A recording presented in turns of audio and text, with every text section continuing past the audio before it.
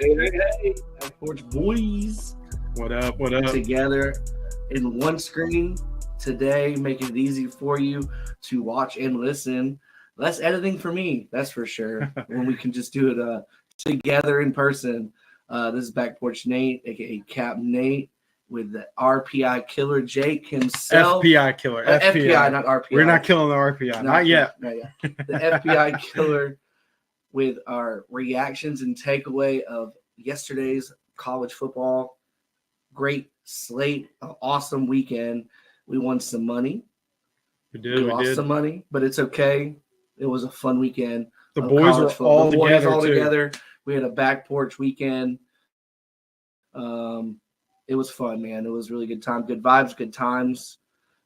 Wish we could do it every weekend, but we live in different states and different areas of certain states. So also, it's our first episode back thanks to hurricanes. Yeah. So it's been a wild ride here in Florida. Yeah, and I'm in South Georgia, so hurricanes that they don't get, we get. So it's been off and on. So thank you for bearing with us. But we're back, and hopefully there's no more hurricanes. Yeah. Hurricane season's over soon, I think. So who knows? We might have a late fourth quarter hurricane. Who knows? But we'll see if it hits or not. But our parlays have been hitting fourth quarter. That's for sure. True. And we just hit one in the NFL. They've been the touchdowns only parlay. We love them. We love them for NFL. Speaking of things that come at you fast, what's that? Let's talk about Texas and Oklahoma. It was over in the second quarter. That was over at kickoff. Second quarter. No, Oklahoma was up for a whole quarter. Well, they have enough players to at least get through a quarter. They have. They're just depleted, and so we won't spend too much time on Texas, Oklahoma because they may have the number one next to their name, but we're going to find out a whole lot. Let's just get into that number one because the AP poll came out and they're still number one. They're not number one. It's hard to. We saw Oregon play Ohio State in a pretty much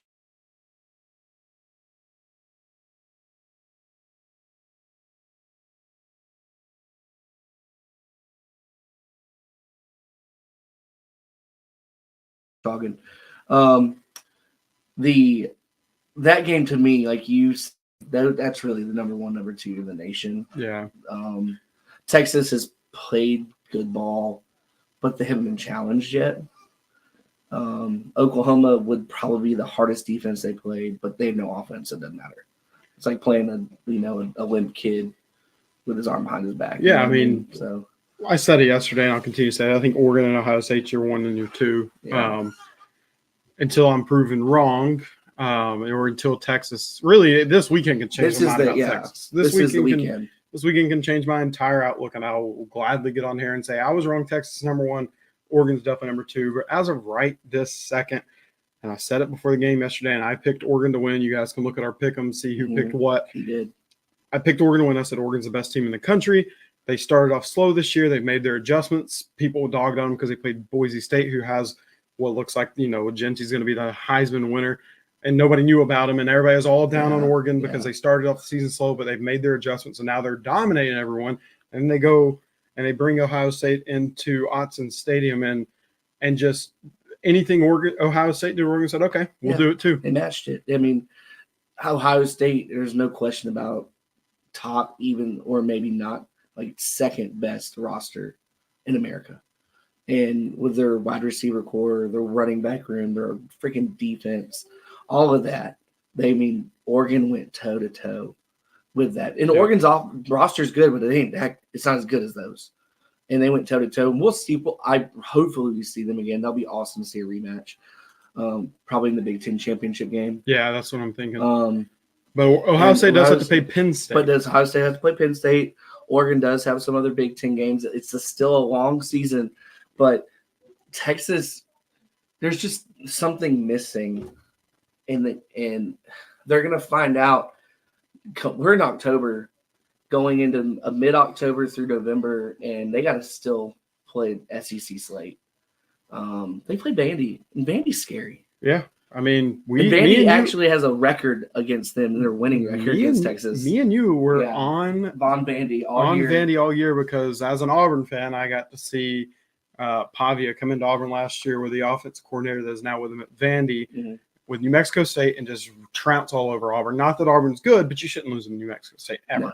But I've said it once, I'll say it again. Pavia is the closest thing to Johnny Manziel that we've seen in college football since Johnny Manziel. I'm not saying he's as good. No, Don't hear me say that. He definitely doesn't have the talent around Smarter, him. he went to Vanderbilt. Yeah, but like the way he's so elusive and slippery in the pocket is just ridiculous. So Yeah. Vandy's going to give everybody trouble this year. Yeah, if you got Vandy on your slate and you're listening to this, don't be like, "Oh, they're coming over here. We've beaten them 100 times out of 100." This is not your grandfather's Vanderbilt. This isn't your daddy's Vanderbilt. This is a new Clark Lee redone Vanderbilt, and he's got a freaking quarterback. And they might not have depth like other teams, which is probably going to be a cause of their issues later in the season. But they're still good. They're going to fight, and we saw that at Kentucky. Yep. They went toe-to-toe to Kentucky and Lexington and took them out. Took them out in the fourth quarter. It wasn't even like Kentucky had no chance. Like That's Vanderbilt true. stopped every advance once they took the lead. So, whew. Speaking of toe-to-toe, we had a lot of toe-to-toe games, but let's just keep it in the Big Ten for a second. I know we were talking about SEC, but we were just talking about Let's talk about Penn State USC. Tight game, came down to the wire. Great game. Great Football game. If you love football and you love team, like especially the scenery, classic legacy scenery of USC at the Coliseum. No names on the back of jerseys. So if you're a casual, you have no clue who's who. You better know the roster. You better buy a booklet or something with names on it because you have no clue who the quarterbacks are unless you know your team. But that was a really good win for Penn State and Coach Franklin. Down 20-6 at halftime. Down 26 at halftime. Had to come to Jesus in the locker room, clearly. Came out and just chipped away. And this was a huge game for USC coming off last week's loss to Minnesota. They needed this win, a huge win, to get them back in the top 25 and to keep them in contention for the playoffs and the Big Ten championship. Yep. And it went down to the wire, and they missed their field goal, and Penn State took it down the field and scored and kicked their field goal. Yeah. In overtime. And that was it. It's a good football game. So if you missed it, I would encourage you to watch the highlights. But it was Miller, Moss, Branch, all those guys on USC. They're going to be good. They're going to be continue good. They just need more defense, I believe, for the Big Ten to run that Big Ten slate. Yep. But Penn State solidified themselves truly as a top 10 team. That's a tough place to win on the road. And it was a fun game, a good reaction. I feel like Penn State is still a dark horse, even though they're in the top 10. They're still. I don't think they're getting the respect like the others are. Yeah, top 5 now, right? Yeah, number 4. They should be top 5 now. Yeah. Yeah, they're number 4. I think number 4 because of that. They have players. They got defense. They got a good offense. Drew Aller looked good, finally, and we'll see what they do. They got some games coming down the line. The toughness and the focus of your squad comes in. Really, the seniority of your squad. See how mature your team is going late in the season. Let's jump over to the other conference that really there's only 2 conferences with a lot of good games, Big Ten and SEC. Everything else is kind of blowouts. There's the Colorado, Kansas State. Yeah, Colorado, Kansas State was good, but Big Ten, SEC. They get enough. Colorado gets enough press coverage. Yeah. So let's hop into our SEC games here. We had like 3 absolute barn burners. Yeah. I mean, we had 2 overtime games. 2 overtime games and one that was almost disaster again for Alabama, and then Georgia with Mississippi State. Let's start there. Like, how do you let Mississippi State score 31 points on you if you're Georgia? First of all, Mississippi State's dog water is what the kids call it, right? Yeah, dog water. Trash, no riz, horrible defense, right? So we knew they were going to allow a score. They knew they were going to have to score a lot on a supposedly top 10 Georgia defense. It wasn't – if you look at the breakdown of the score, it was 10-3 at first quarter. Mm-hmm. Then it was 17-7, right? Or it was 20-20. It was 10-27. And then Georgia let them come back. With 2 touchdowns. Like, at home.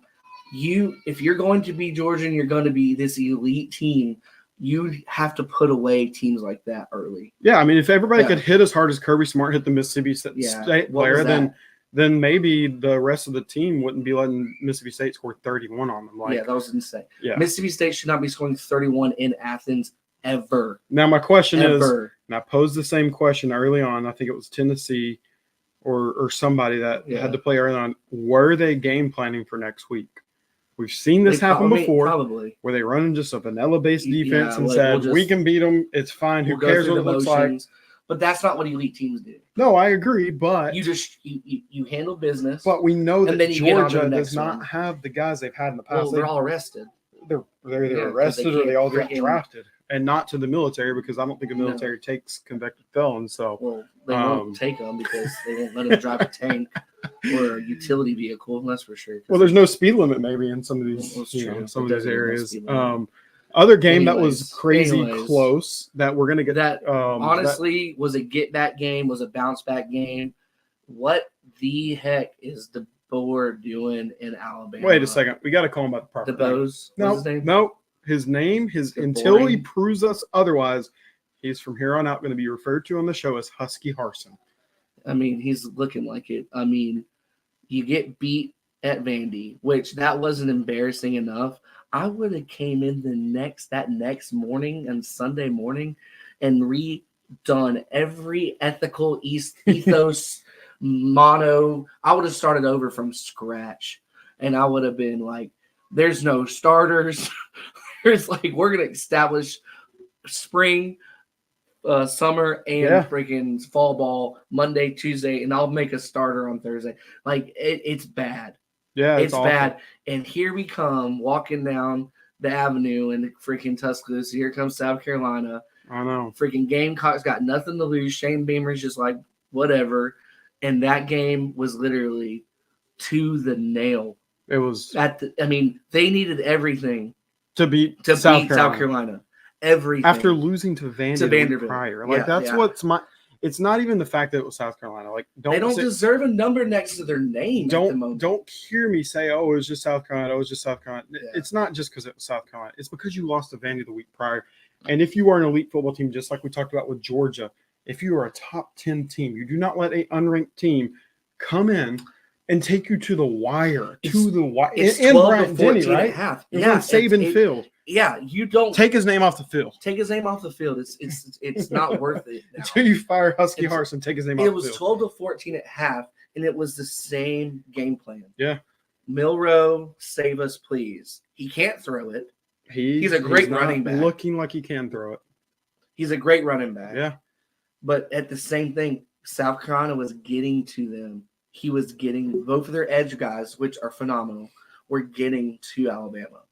And Alabama's defense had no play, had no reason, or had no ability to stop Lenore Sellers. No. Until and it wasn't until the end. Like, they scored at the end of the game. And 19 unanswered points. 19, yeah, it was wild. It was odd. So, I mean, our reaction, this is a reaction, this is takeaway. Here's my reaction takeaway. They don't need a number next to their name until they prove otherwise. It was, I mean, right now that number's there only just by brand recognition. Yeah. They could be a top maybe 20 to 20. They play like a 20 to 25 team. Their defense is horrible. And it makes no sense because Bama ball is defense. Yeah. So, like, Bama fans are calling to fire the defense coordinator. Here's another reaction because it's a big week. They're going into Neyland Stadium this week. Mm-hmm.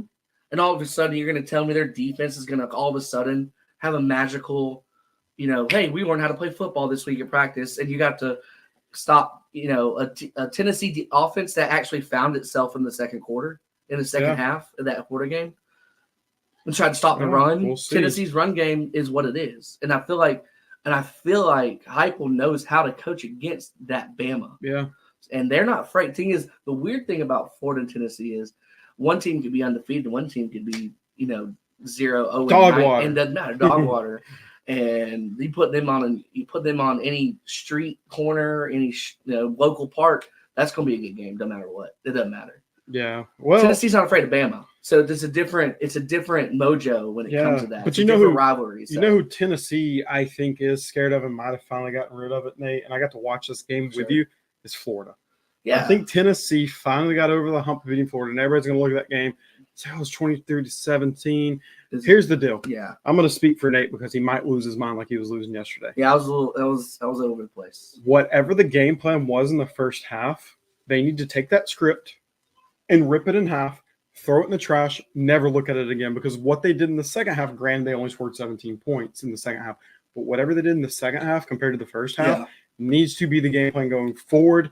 I don't know what they were doing or thinking or anything along those lines. It just needs to be gone. Just say, hey, yeah, it didn't work. We don't need to do this again, because it looked awful. And kudos to Tennessee for scraping and calling themselves right out of it. But I cannot sit here and dog on Bama for almost losing to South Carolina when Tennessee almost lost to Florida, with the exception of it is a rival game. And how many times we've seen Bama almost lose to Auburn, Florida beat Tennessee when they're bad, and vice versa. So it is a rivalry game, so I won't dog too much. But they have got to take that script, toss it in the trash, that first half script, go back to what they did in the second half. The second part of that second half, really, because really the third quarter, they were still kind of doing the same thing. And finally, just like, let's just sling it around the yard. Yeah. Reaction to that game is first half, Vols defense is elite. They only gave up 3 points, and a lot of it could have been like 17-0 going into the half. Yeah. So tip my hat. Vols defense is elite. We know that. We've seen it against Oklahoma. We saw it against Florida. We saw it against Arkansas. Yeah. What the piss is Heupel freaking doing? I don't know. Ever since the second half of the Oklahoma game, he's been so conservative and so timid to push it down the field. Yeah. I get it. Everybody's playing safe. They're literally what they're doing is making a big shell, 2 safeties high, corners are playing back 10 yards. They don't want to get burnt. I get that. But there's so much space, guys, in between all that, and people are overhanging a nickel and wherever the slot would be. But you know what? Figure it out. And they did in the second half. I was very proud of them. The second half, whoever talked to the O-line and reminded them that they are a top 10 team, and they're actually not just all freshmen. There's seniors and juniors on there, and we can actually just bulldoze people. Woke them up, came out, started running the ball, and not just running it down the middle. They were actually getting outside the pocket. They were doing things that you're supposed to do. I was very proud of that. You could definitely see the game plan, especially in the fourth quarter. They were getting the ball down the field. He was missing some throws, but at least you tried. And that opens it up, and I feel like it's going to continue that way. He gets more confidence. He started running the ball, and Nico started running the ball more, which was cool. Kudos to Florida with the game plan. They ran out of steam. Florida ran out of steam. You could see that going in the overtime. And Florida's doing what you have to do against Tennessee. And as an Auburn fan and a former Gus Malzahn stand that he used to be at Auburn, you have to take the ball out of their hands and slow it down. And that's what you have to do. Graham Mertz, sorry, buddy, you got hurt. That sucked. The timing of that was horrible. Coming off of a touchdown throw you threw. Hope your career isn't over, but Lagway is lagging. Let's just say that. Yeah. He's supposed to be their future. You can clearly see based off the play calling, they're afraid of him. They are, but most teams are scared of their freshman quarterback. So I get it.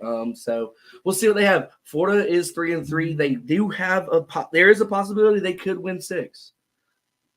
I think they will. I think they'll beat Florida State. They play Ball State or something. That's 5, and they'll get a 5th one. They'll get a 6th one either. Playing home at Kentucky. They play Ole Miss at home. I mean, it's hard to win there. So we'll see. I think they can get them up. I think if they get 6 wins, maybe Billy does save his job. Yeah. Because they do have a really good recruiting class coming in. So that's our reaction to that game. Next one, you don't lose a night game at LSU at home. You should have. You should have, but you should don't. have. There's something about the voodoo going down years ago that Coach O ate a chicken bone somewhere in the swamp and made a deal with the voodoo man. But you don't lose at home, and Brian Kelly proved that again. Lane Kiffin. Did he, though, or did Lane Kiffin say, I'm Big Game Lane? I think it's more Big Game Lane. I can't win a Big Game Lane. You're winning that game. You are winning that Blew game. it. You're driving in the driver's seat, and you blew it again. Biggest reaction on the back porch. Lane freshwater train, you blew it. You choke artist, you can't win a big game. You're not even in contention now for the playoffs. You're donezo. You're done. Now they have one opportunity. They play Texas or Oklahoma, right? They play Oklahoma, but Oklahoma sucks. But we'll plug it up. We'll look it up right on now. the schedule. I know they have a very soft schedule, so they win out. It is possible Because they the play SEC, Oklahoma, Arkansas, Georgia's the game. Georgia. At Georgia, home. If Lane they Kiffin, could get that one, possible. Lane Kiffin has to win out in order to make the playoffs, and it's not impossible. But Georgia will be the game that Lane Kiffin will have to literally plant his flag and say, "I can win a big game." But until then, Lane Kiffin, you are a choke artist. You can't win a big game as a head coach, and you've never proved anyone otherwise. Well, it's not just winning out. He has to win out his season and win the SEC championship game. Which will have if he makes it. Well, he may if not he makes because no division. Exactly. So we'll see. Because Bama would only have one. Well, Bama could have two losses because they have to play Georgia. It's going to come down to tie break. It's going to come down to tie break, they have what you don't want. What you won't want. But LSU, how many SEC games has LSU lost? One. Yeah. So no, they're undefeated in the conference. Oh, they're undefeated in the conference. Okay. So you have 3 undefeated conference teams right now. You have 3-0 Texas A&M, a 2-0 Texas, and 2-0 LSU. Before you get to one loss SEC conference team, which was Georgia, Arkansas, Vandy, Bama, Tennessee. Got A&M sitting in the driver's seat. Yeah, and A&M is and they're a huge dark horse. I don't know if you're listening to this, and the Mike Elko era has begun, and he is coaching them up. Yeah, and the players love him. His defense is flying around playing football with their hair on fire. They found a quarterback in that Reed kid, and they're finally proving over the last 6-7 years that their roster actually matches what's on the field. Yep. And we're not going to get into that because they didn't play. It was a bye week for them. They needed it, but they're sitting at like AP poll 20-something, or no, they're in the top 20 now. Mm-hmm. But they could slowly walk their way into the top 10 the next couple weeks. So be on the lookout for that one. But here's the biggest takeaway. LSU won a game at home, a big game at home, and they needed that win, and that kept them in the top 10. And Ole Miss lost, and Lane Train has a chance to win out, and it's still open. Don't hold your head down too low, Ole Miss fans, but it's going to look like maybe a Fiesta Bowl for you this year, or a Peach Bowl. Yep. But here's here's next. What we got next? Well, really don't have too many more games to talk about. We kind of mentioned the Kansas State, Colorado. There was a Pitt and Cal was a huge fun game. That was a fun game to watch. If you just love watching Purdue, Illinois, 99 90 points combined. Yeah. But really, we don't want to spend too much time, and we don't really want to sit here all night and talk about it. The only thing I did want to mention, though, is Genty didn't score more than one touchdown, but he had 217 rushing yards. This man's shooting for the Heisman. Yeah, he was on vacation in Hawaii. He went to Hawaii. He's like, listen, I'll go to Hawaii. Just go ahead and give the man the Heisman. I know Travis Hunter is a big talk, but 31 carries, which is a lot. But he's like, I want to share the load. I don't want everybody to know that I'm going to get all the touchdowns. It was very nice of him. It was a very late game, 11 p.m. start. 1,200 yards on the season, 17 touchdowns. Man is, if you haven't seen his highlights, please Google it. The dude is a freak. His balance is good. His speed is immaculate.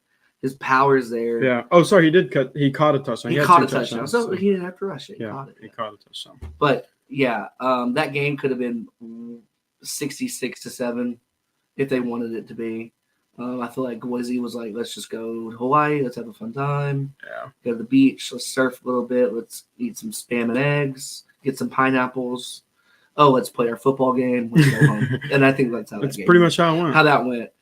Let's see. The last game of the slate started at 10 o'clock. Kansas State, Colorado. Good game. I tip my hat if I'd had on to Colorado. They went toe-to-toe with a really good Kansas State team. Kansas State is not your typical Big 12 team. They can run the ball. They can play tough defense. We know Colorado can't play defense, and we know they can't run the ball, so they have to pass a lot.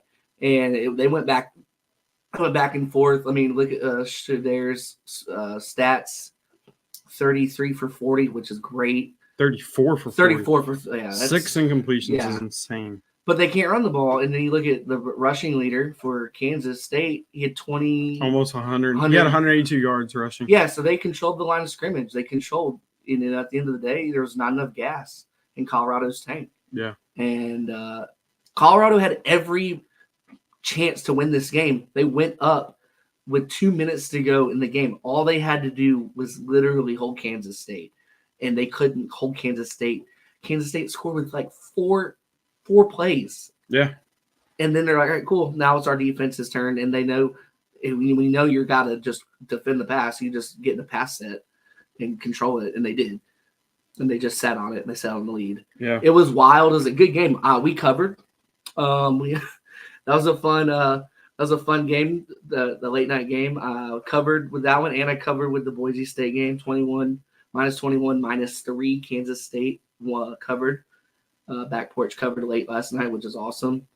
Like I said, we made some good money. Our pick'ems were good. I was 1 game away from being undefeated. Thank you, Lane Kiffin. Thank you, Lane.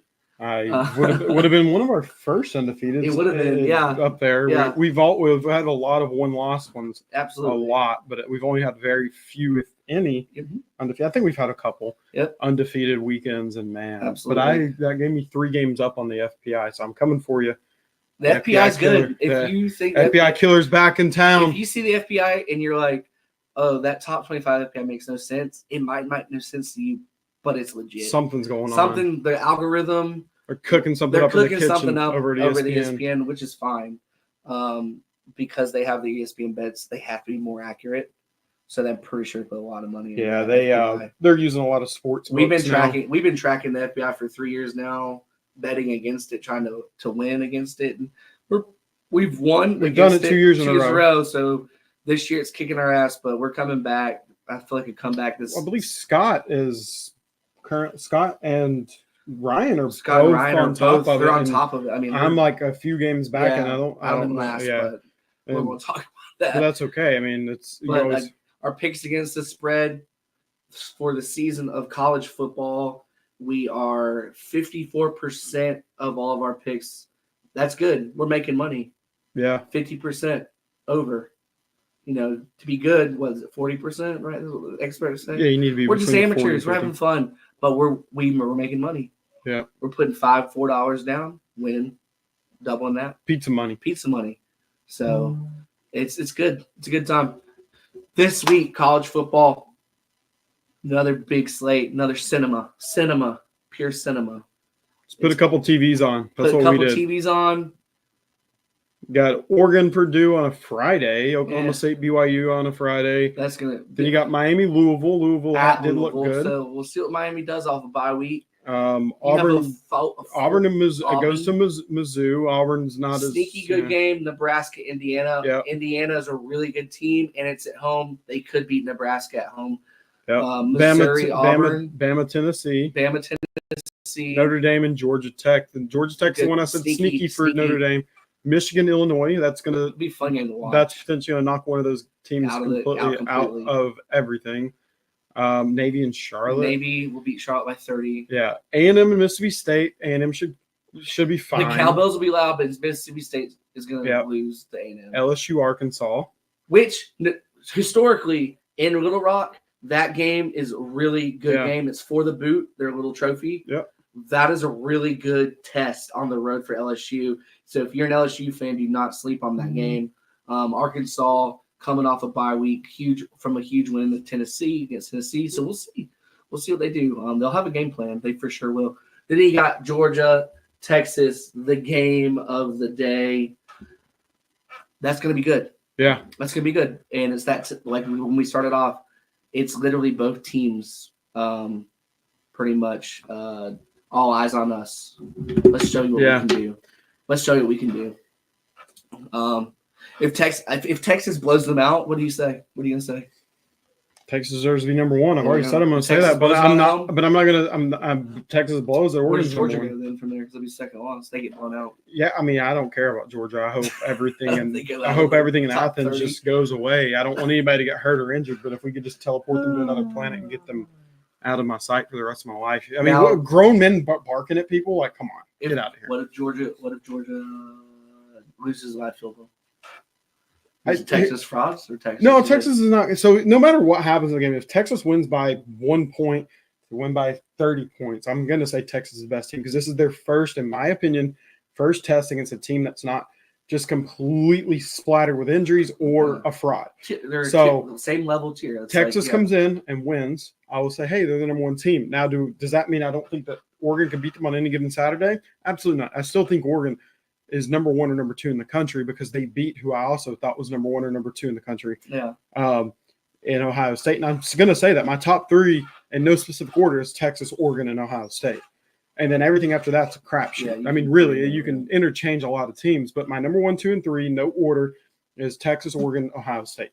And I said it coming into this weekend. I thought, Vanderbilt. well, Vandy's definitely top 5, like for sure. We know that. 100% top 5. No, but so we're not afraid to rank them. No matter what happens though with Texas this weekend, I'm going to, if they win, no matter what, no matter if it's by 1 point, if it's by 40 points, I'm going to say they deserve to be the number one team. But if they don't, rank Oregon number one. Quack Attack is back, baby. So I'm hoping this is what I'm hoping to see. I'm hoping to see Georgia not get blown out of the first quarter because they weren't ready to play. Right? That's on them. Yeah.